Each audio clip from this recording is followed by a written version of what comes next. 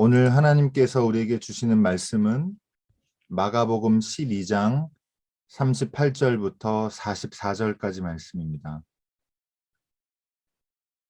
마가복음 12장 38절부터 44절까지 말씀을 함께 읽고 말씀 나누겠습니다. 예수께서 가르치시면서 이렇게 말씀하셨다. 율법학자들을 조심하여라. 그들은 예복을 입고 다니기를 좋아하고 장터에서 인사받기를 좋아하고 회당에서는 높은 자리에 앉기를 좋아하고 잔치에서는 윗자리에 앉기를 좋아한다. 그들은 과부들의 가산을 삼키고 남에게 보이려고 길게 기도한다. 이런 사람들이야말로 더 엄한 심판을 받을 것이다. 예수께서 헝금함 맞은 쪽에 앉아서 무리가 어떻게 헝금함에 돈을 넣는가를 보고 계셨다. 많이 넣는 부자가 여럿 있었다. 그런데 가난한 과부 한 사람은 와서 렙돈 2닙, 곧 한 고드란트를 넣었다. 예수께서 제자들을 곁에 불러놓고서 그들에게 말씀하셨다. 내가 진정으로 너희에게 말한다. 헌금함에 돈을 넣은 사람들 가운데 이 가난한 과부가 어느 누구보다도 더 많이 넣었다. 모두 다 넉넉한 데서 얼마씩을 떼어 넣었지만 이 과부는 가난한 가운데서 가진 것 모두 곧 자기 생활비 전부를 털어 넣었다. 하나님께서 주시는 말씀입니다. 아멘. 네. 오늘 말씀 함께 나누겠습니다. 오늘 말씀의 제목은 주님 가시는 길이고 마가복음 12장 38절부터 44절까지 말씀, 이 본문을 가지고 함께 말씀의 은혜 나누겠습니다. 성령 강림절이 이제 오늘로 해서 다음 주까지 2주 남았습니다. 그동안 긴 성령 강림절 함께 보내셨고, 그리고 나중에 한두 번 말씀도 드리겠지만 예배력으로는 다음 주, 그러니까 우리가 온라인 예배 이제 마치고 대면 예배로 전환하는 11월 셋째 주가 마지막 주일이에요. 그 이후에는 이제 대림절 시작하면서 새로운 해가 시작합니다. 그래서 한 해 동안 말씀의 여정 잘 돌아보시고 기억하시고 마지막까지 성령을 통해서 하나님의 새로운 임재를 경험하셨으면 좋겠습니다. 오늘은 이제 인사 바꿔서 같이 인사하고 시작하겠습니다. 우리에게는 오늘이 있습니다. 함께 인사하겠습니다. 우리에게는 오늘이 있습니다.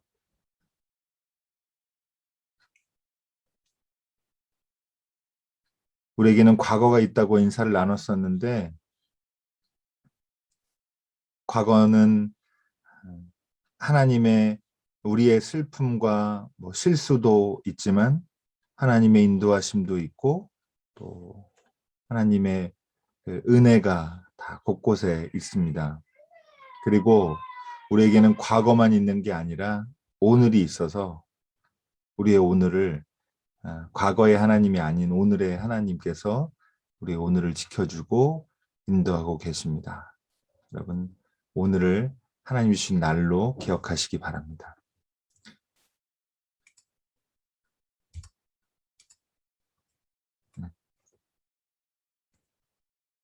예수님이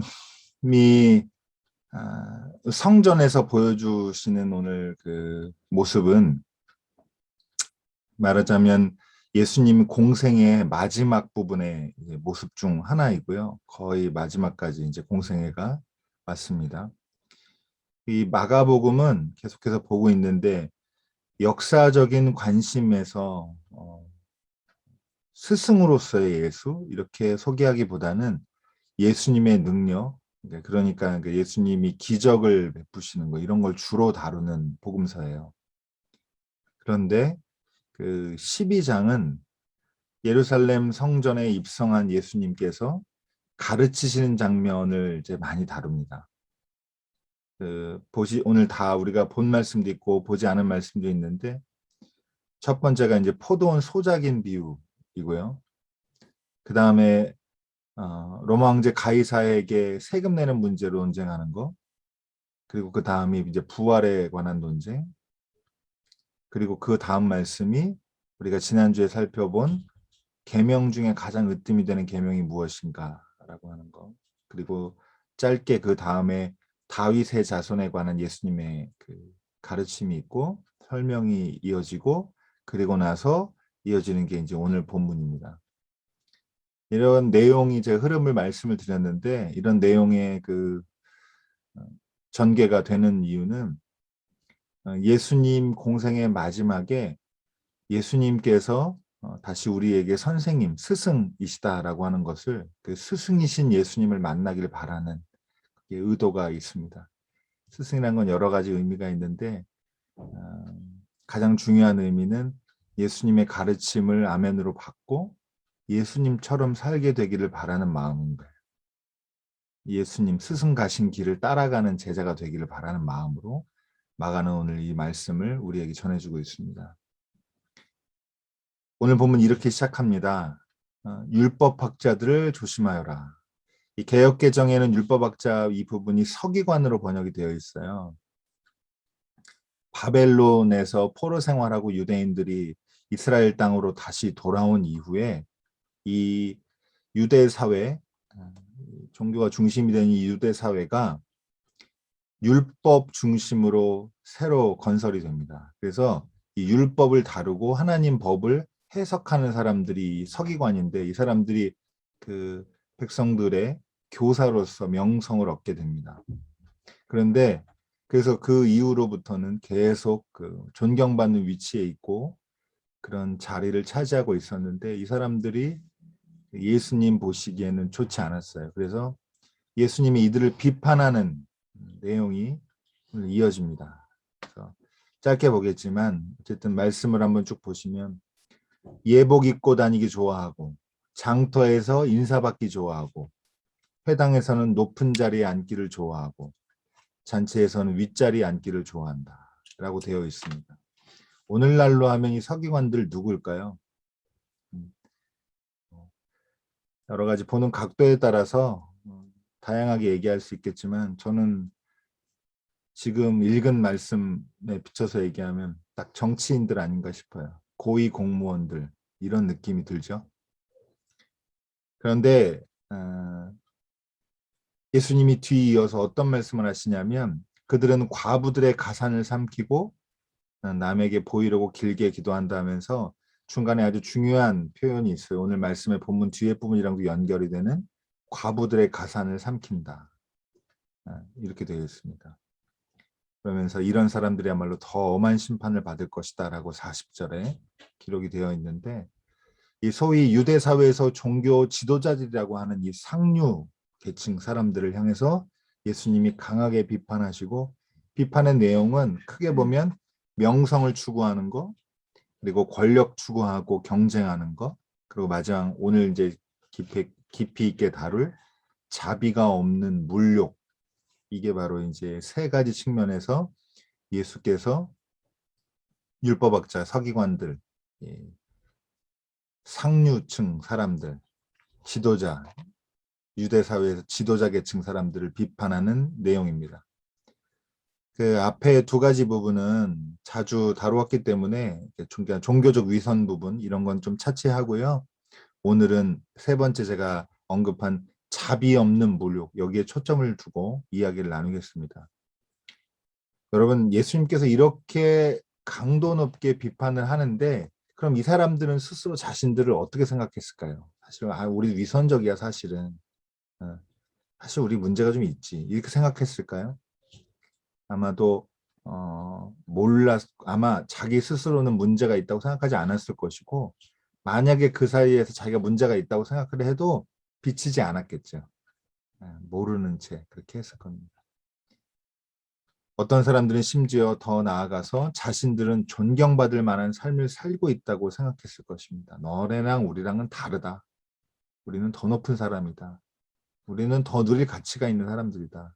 이렇게 생각했을 확률이 높을 거고, 특별히 이 자기가 하는 행동들이 예수님께서 지금 과부들의 가산을 삼키는 자들이다라고 얘기하시는데, 자기들이 하는 행동이 특별히 부정적인 것도 위력을 행사하는 건 아니다. 이렇게 아마 스스로를 합리화하고 있었을 겁니다.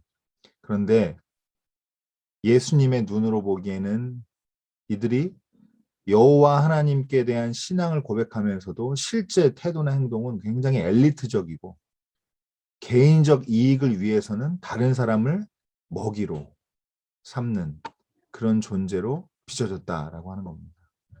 이걸 한마디로 말씀을 드리면 자비 없는 엘리트주의입니다. 자비가 없는 엘리트주의라고 부를 수가 있습니다. 이들은 스스로 정당성을 가지고 실제로 사회에서 존경도 받고, 그리고 여러 가지 누릴 수 있는 것들, 개인적인 누릴 수 있는 걸 다 누렸지만 그들을 떠받치는 것이 자신이 가지고 있고 자기가 수고하고 노력한 것에 대한 산물이 아니고 바로 타인이었다고 하는 것. 이게 바로 예수님이 보고 계신 지점이고요. 이 유대 사회를 꿰뚫는 예수님의 시선, 눈으로 볼 때는 그 타인, 이 율법학자들, 서기관들, 호의호식하고 위선적인 종교인들을 떠받치고 있는 그 밑바닥에 더 많은 사람들, 두드러지는 타인이 바로 오늘 본문에 나온 과부였다고 하는 겁니다. 네. 가장 아래층, 하층에 있던 사람들. 지난주에 우리가 함께 나눈 대로 사랑은 다른 존재의 희생을 딛고 살지 않고 오히려 다른 존재가 딛고 설 땅이 되어주는 것입니다. 타인을 땔감으로 삼지 않습니다.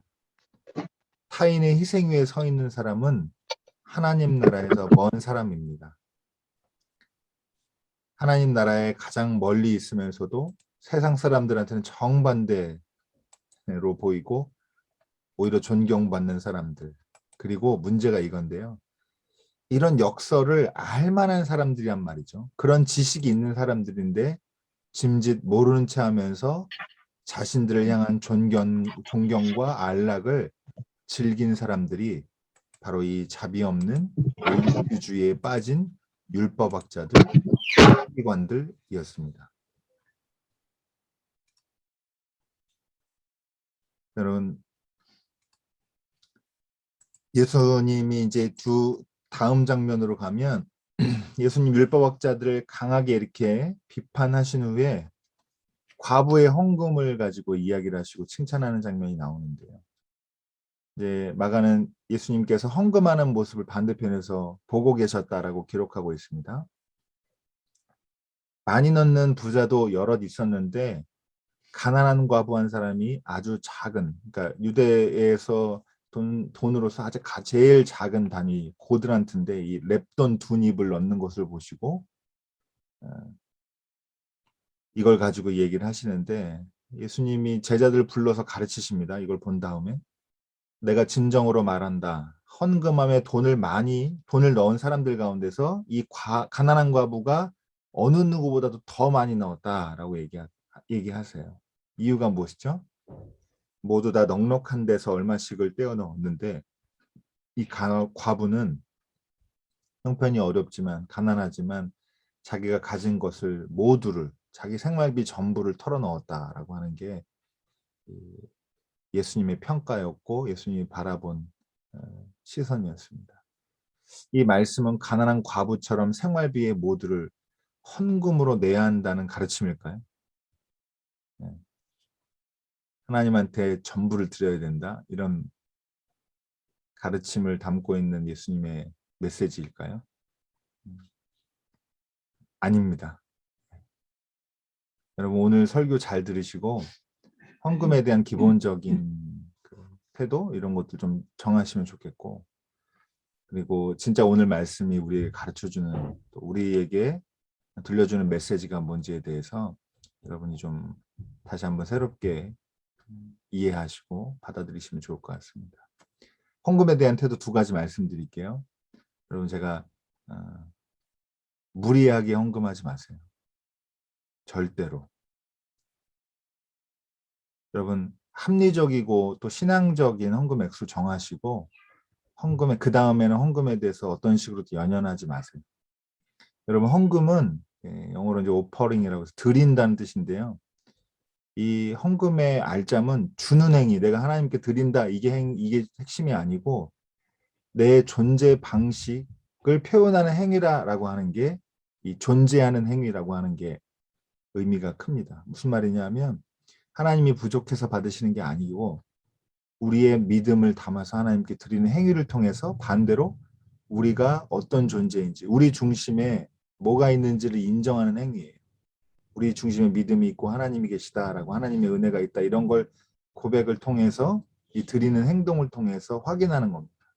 그러니까 여러분 과하게 헌금하지 마십시오.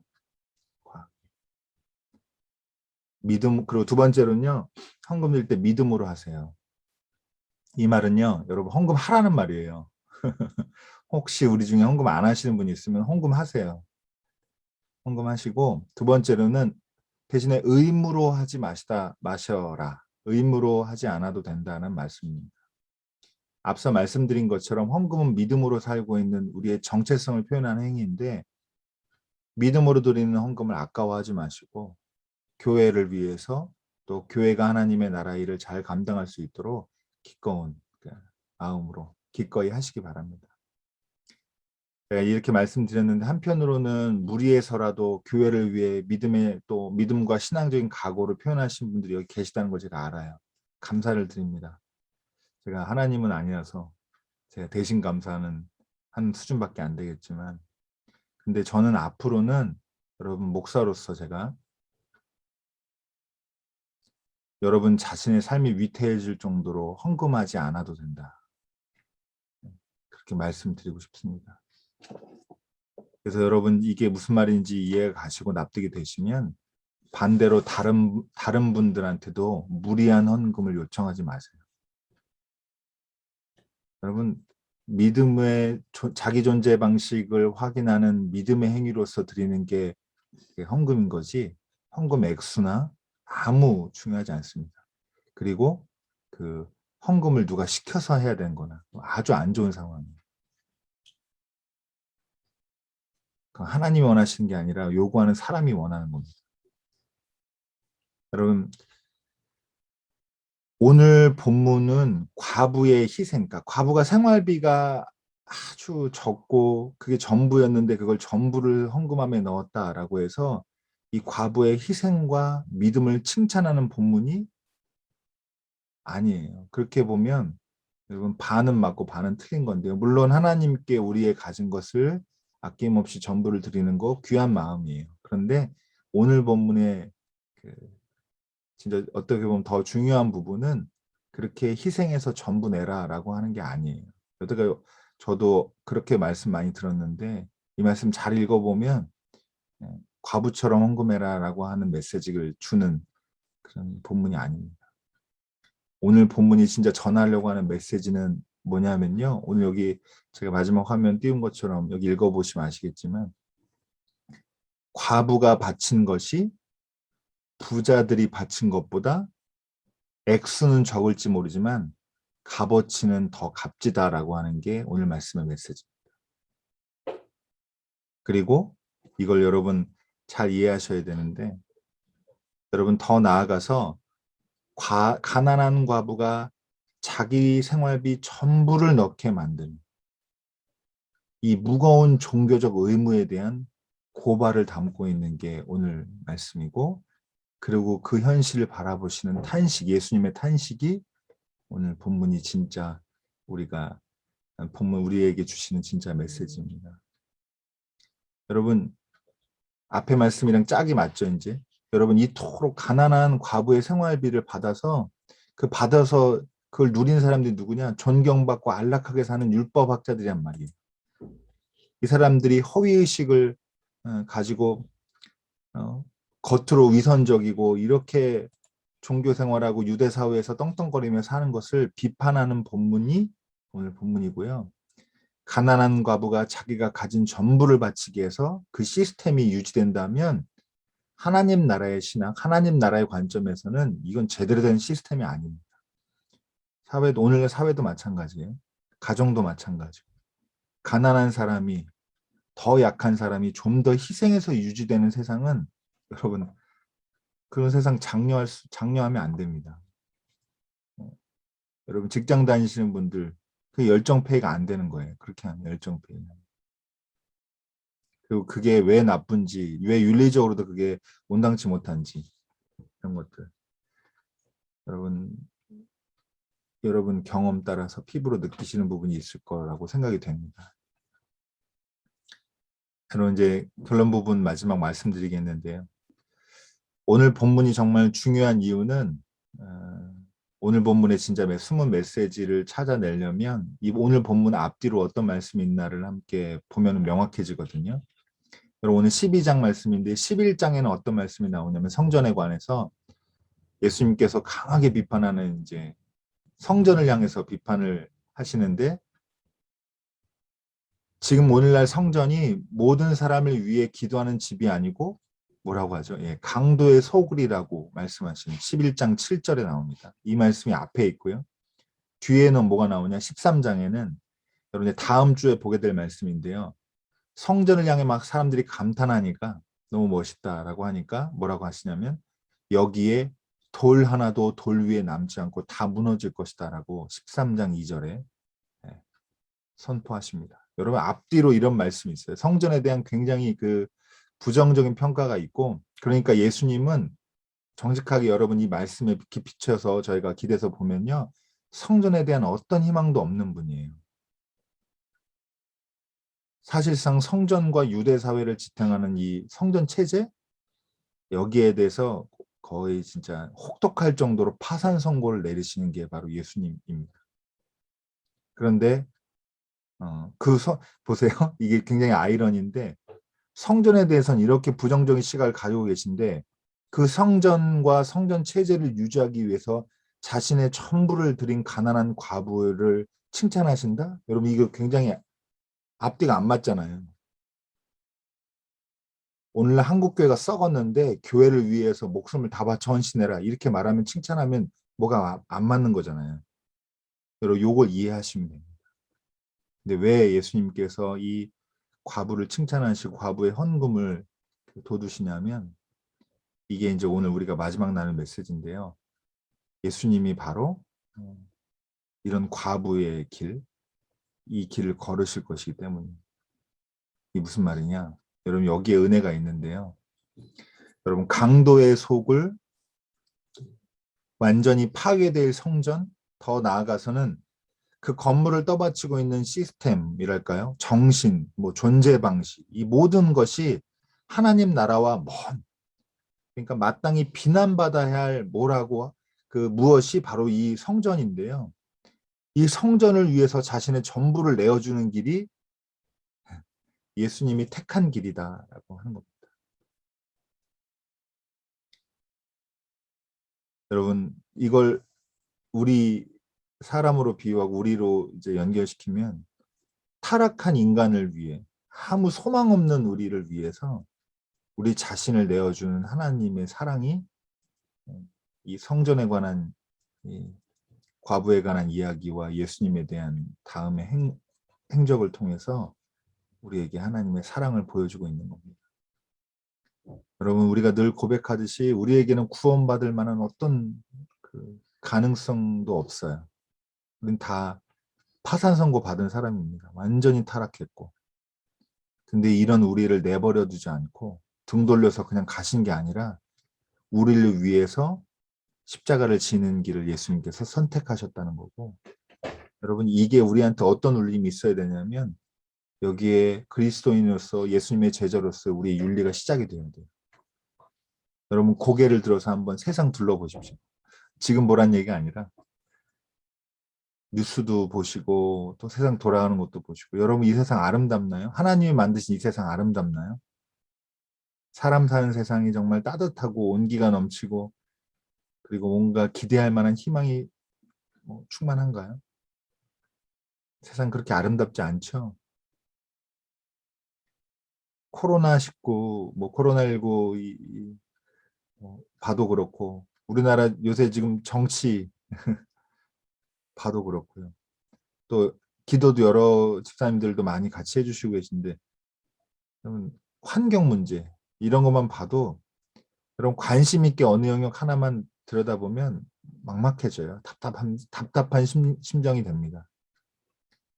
그럼 이제 세상은 이래요. 멸망할지도 몰라요. 그런 위기에 있는데 그런 위기에 맞게 행동하기보다는 그냥 여전히 그대로 살고 싶어요.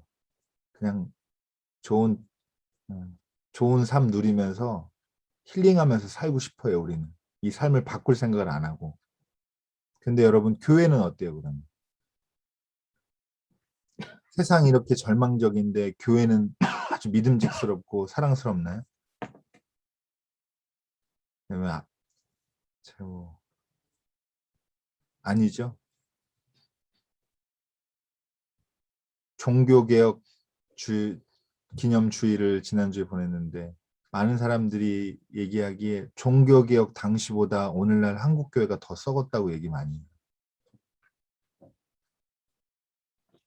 여러분 그럼에도 불구하고 여러분 파산 선고받은 이 성전 헌금함에 자신의 생활비를 넣는 자기의 전부를 넣는 과부와 같은 심정으로 이 세상을 하나님과 함께 기억하시기를 바랍니다.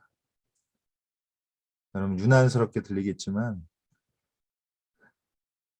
제가 교회에 남아있는 이유도 지금 말씀드린 이유와 다르지 않아요.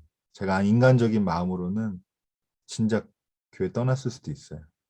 이런 말씀이 여러분 은혜가 될지 놀라실지 모르겠는데 진작 떠나고 싶은 마음이 정말 많이 들었는데 저는 그렇게 이제 생각을 많이 했는데 여러분 우리가 바라보는 세상과 교회가 아무리 소망이 없다고 해도 어딘가에는 이곳에다가 자기의 전부를 밀어넣는 사람이 있단 말이죠. 제가 이걸 알게 됐고 그리고 그게 되게 소중한 실천이구나. 고귀한 실천이구나라는 걸 이런 말씀 통해서 깨닫게 되는 겁니다. 그리고 뭐 그런 사람만 있는 게 아니라 무엇보다도 십자가를 지고 그 교회를 향해 교회를 살리는 길을 위해서 우리를 소망 없고 타락하고 완전히 그 파산 선고 받은 우리를 위해서 우리에게 생명 주시기 위해서 우리를 구원하시기 위해서 십자가 지고 가시는 주님이 계십니다. 여러분 포기하지 말고 주님이 십자가를 지고 가시는 길, 주님 가시는 길, 그 길을 함께 걸어갈 수 있게 되기를 소망합니다. 여러분 우리 희생 때문에 우리가 그렇게 헌금함에 돈 전부를 넣으면 결과가 달라질까? 달라지지 않더라도 우리를 내어주는 길이 그렇게 예수님의 길이고 그리고 예수님의 제자된 교회의 길인 것을 기억하시기 바라고 여러분 여러분을 다 주어도 아깝지 않은 대상을 만나는 게 그게 그리스도인의 아주 소중한 축복 중에 하나예요. 그 복을 누리시길 바랍니다. 아멘. 기도하겠습니다.